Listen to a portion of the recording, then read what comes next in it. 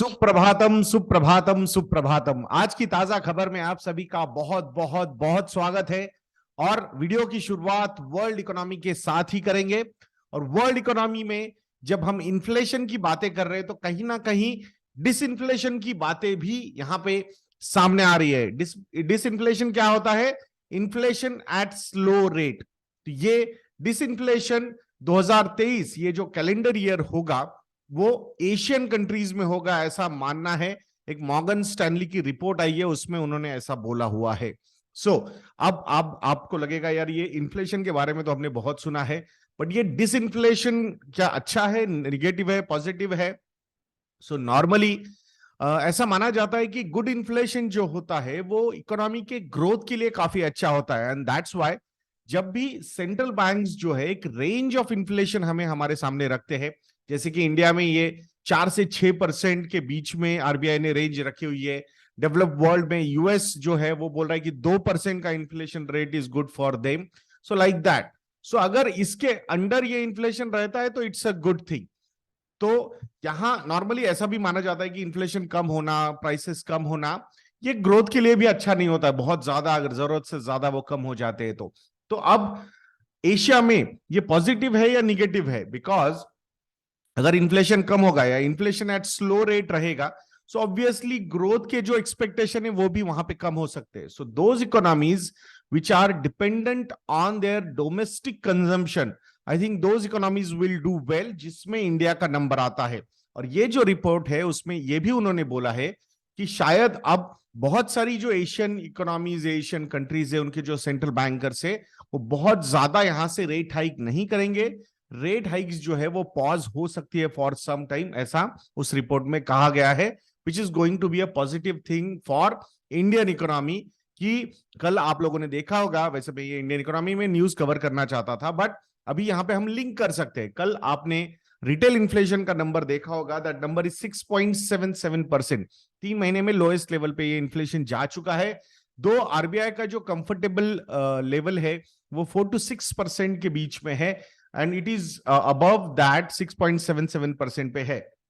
और बीच में हमने देखा था कि कैसे गवर्नमेंट ने आरबीआई की तरफ से आंसर्स मांगे थे।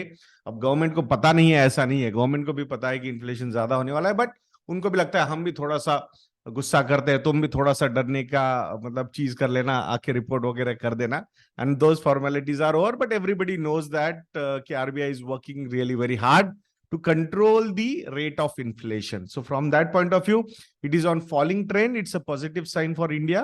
और आने वाले समय में अगर रेट हाइक्स थोड़ा से कम हो जाते हैं, पॉज हो जाते हैं, so I think from that point of view credit growth भी काफी अच्छी नजर आ सकती है, which is very important for the next 10 years। Morgan Stanley की जो रिपोर्ट भी आई थी जिसमें credit to GDP ratio which is at 57%, आने वाले 10 सालों में वो 100% तक अगर जाएगा तो ग्रोथ का जो नंबर होगा वो कितना ज्यादा होगा, या आप जस्ट इमेजिन कीजिए। And that's why banking and financial services sector, इस पे आपकी नजर होना बहुत ज्यादा जरूरी है। अब वर्ल्ड इकोनॉमी में और कुछ बातें करेंगे, वर्ल्ड मार्केट्स के बारे में। तो 10,000 जॉब्स जो है वो कट करने वाला है Amazon. 10,000 jobs, it's not a small number. तो अक्रॉस द बोर्ड जो यूएस में देख रहे हैं हम, या फिर यूरोप में भी हमने देखा हुआ है, बट यूएस में जो एग्रेसिवनेस है जॉब कट्स का वो बहुत ज्यादा होता है। एंड दैट्स व्हाई रिसेशन या फिर स्लो डाउन के जो फियर्स है वो और ज्यादा रियलिस्टिक होते हुए नजर आ रहे। Companies are cutting down on their budgets big time, and that's a negative news for US economy. OPEC ने भी बोला है कि ऑयल की जो डिमांड है तो वो कम हो सकती है, and that's why they are reducing the production by 5,20,000 barrels per day again. Last महीने उन्होंने 5 लाख बैरल्स पर डे का प्रोडक्शन कट लिया था, अभी और ज्यादा उसको बढ़ा दिया, मतलब 1 मिलियन बैरल्स पर डे के ऊपर वो जा चुके हैं। सो आई थिंक उनका कहना है कि ओवरऑल चाइना में जो सिचुएशन है, ग्लोबल स्लो डाउन, रिसेशन की जो बातें हो रही है, एंड दैट्स व्हाई ऑयल की डिमांड कम होगी and they are cutting down on the prices. दो उन्होंने ये डिक्लेरेशंस दिए हैं, स्टिल ब्रेंट क्रूड जो है, जब मैं ये वीडियो आप लोगों के लिए बना रहा हूं, at that point of time it is trading at $92.50 पर बैरल। कल के कंपैरिजन में ये $2 से $3 पर बैरल गिरा है, which is a positive thing. US की 10 ईयर जिससे yield is also at 3.86%। India की 10 ईयर जिसे गिल्ड is at 7.29%। Both these yields जो है कल गिरे हैं, so that is also positive thing. अब इंडियन इकोनॉमी के बारे में बात करेंगे तो इंडियन अर्बन सिटीज की बात हम करते हैं। आने वाले 15 सालों में $840 बिलियन की इन्वेस्टमेंट इंफ्रास्ट्रक्चर डेवलपमेंट में इन सिटीज को लगने वाली है, ऐसा कहना है वर्ल्ड बैंक का। 1.8% कुछ ये क्यूमुलेटिव जीडीपी का ये परसेंटेज होता है, and this is going to be a big number.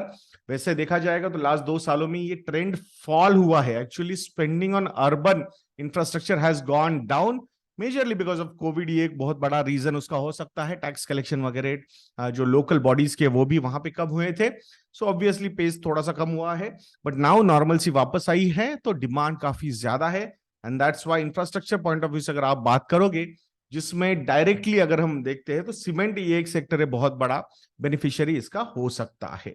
Disinvestment की जो टारगेट है फॉर FY24 ये ऊपर जा सकते हैं, गवर्नमेंट उसको और ज्यादा एलिवेट कर सकता है ऐसा माना जा रहा है।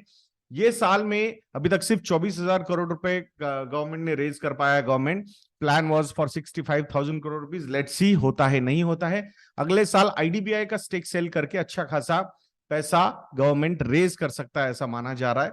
Let's see, hopefully they will be able to do that and they will not miss the disinvestment target at least next year। ये साल का भी अभी पता नहीं है लेट कितना क्या होता है, because they were expecting huge amount of money to be raised from LIC IPO, but उसको बहुत ज्यादा curtail down करना पड़ा, and that was a big reason they might miss their disinvestment target ऐसा माना जा रहा है। देखते हैं। अब LIC की बातें कर रहे हैं तो कल LIC ने 9% की रैली दिखाई, 11 फोल्ड 11 टाइम्स प्रॉफिट बढ़ा है उनका नेट प्रॉफिट Q2 के लिए। तो profit is at 15,952 crore rupees. अभी आप बोलोगे यार इतना जबरदस्त प्रॉफिट कैसे हो गया, तो ये अकाउंटिंग एंट्री है। नॉन पार्टिसिपेटरी अकाउंट से पैसा ट्रांसफर हुआ है शेयर होल्डर्स के अकाउंट में, एंड दैट्स व्हाई इसमें प्रॉफिटेबिलिटी इतनी बड़ी है।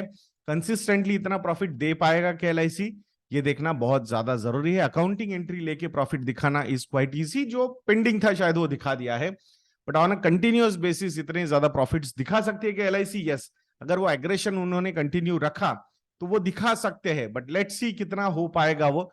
एक्चुअली लास्ट क्वार्टर की जब रिजल्ट्स आए तो सब ये पूरे साल का FY23 का जो मार्केट शेयर गेन किया LIC ने, that was phenomenal. Market share gain of 4.47%, यानी 447 बेसिस पॉइंट्स का मार्केट शेयर गेन किया है LIC ने from private insurance in this financial year. That is a very positive. Group insurance में एक aggressiveness LIC ने दिखाया है, and which is very good. I always feel कि LIC और SBI ये दो स्लीपिंग जायंट्स है। अगर ये जग गए तो अगर इन्होंने एग्रेशन ले लिया तो I think they can turn the profit tables big time, इसमें कोई शक नहीं है, but that's the challenge of PSUs, ये भी हमने यहाँ पे समझना होगा।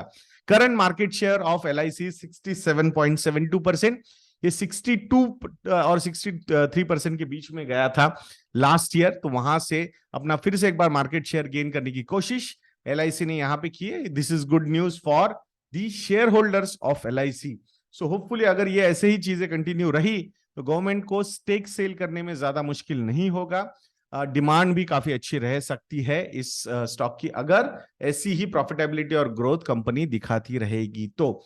नॉन पार्टिसिपेटरी अकाउंट क्या होता है, जिसमें दो चीजें होती है। एक, पॉलिसी होल्डर्स के साथ वो प्रॉफिट्स पार्टिसिपेटरी अकाउंट्स में शेयर किए जाते हैं, और नॉन पार्टिसिपेटरी अकाउंट्स यानी कि जो प्रॉफिट्स शेयर होल्डर्स के साथ शेयर किए जाते हैं, तो वो शेयर यहाँ पे ट्रांसफर हुआ है, एंड दैट्स व्हाई प्रॉफिटेबिलिटी यहाँ पे LIC की बहुत ज्यादा बढ़ चुकी है। कल AM नाइक जी की प्रेस कॉन्फ्रेंस थी, उसमें उन्होंने बोल दिया L&T Infotech and Mindtree are now one company, and Mindtree के जो CEO है तो वो अब L&T इन्फोटेक और माइंडट्री का जो कंबाइंड एंटिटी रहेगा उसको मैनेज करेंगे। 5th लार्जेस्ट IT कंपनी ये बन चुकी है। I think synergies were getting placed, और वो शायद अब एक बार सब फाइनल हो चुका है, एंड नाउ लेट्स सी, दो एग्रेसिव IT कंपनीज मर्ज हो चुकी है। एक नए एग्रेशन के साथ ये 5th लार्जेस्ट IT कंपनी कैसे काम करती है, ये देखना भी उतना ही इंटरेस्टिंग हो सकता है। टाइगर ग्लोबल ने 2.98% स्टेक सेल कर दिया है PB फिनटेक में फॉर 522 करोड़ रुपीज। तो IPO आने के बाद, एक साल कंप्लीट होने के बाद जो लॉक इन खत्म हुआ है, उसके बाद ये सेलिंग शुरू हो चुकी है। So I think is it something surprising? No, it is not surprising. It was expected. एक क्वेश्चन पूछा था मैंने आज जब ट्विटर पे ये न्यूज शेयर किए थे सारे, तो उसमें बोला था कि ये क्या हो रहा है, ये जोमेटो का स्टॉक क्यों बढ़ रहा है। तो मैं एक ओवरऑल ये न्यू एज टेक्नोलॉजी बिजनेसेस जो है उनके शेयर्स में थोड़ा सा उछाल आता हुआ दिख रहा है। Reason behind, see ultimately premium देने की कैपेसिटी कैसे डिसाइड होती है।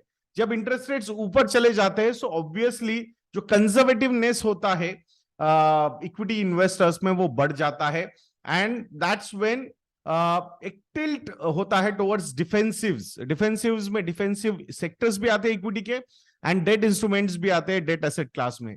तो अब जब इंटरेस्ट रेट शायद बहुत ज्यादा यहां से बढ़ेंगे नहीं, इन्फ्लेशन का डाउनवर्ड ट्रेंड शुरू हो चुका है, so again that premium allocation, premium valuation का concept for some time again activate हो सकता है। मुझे ऐसा लगता है these are cycles which will keep on happening.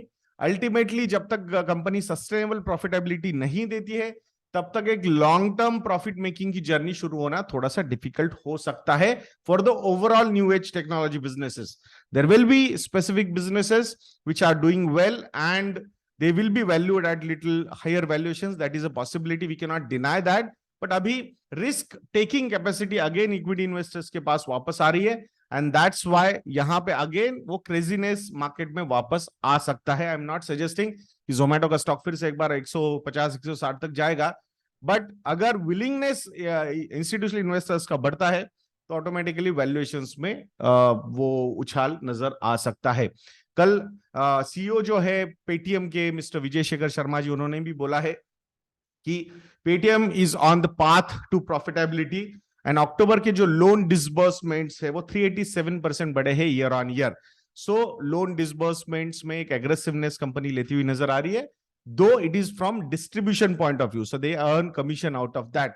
But still जब हमने क्रेडिट टू जीडीपी रेशियो बढ़ने की बात की थी, तो वहां पे ऐसी जो कंपनीज है वो भी बहुत बड़े कंट्रीब्यूटर साबित हो सकते हैं।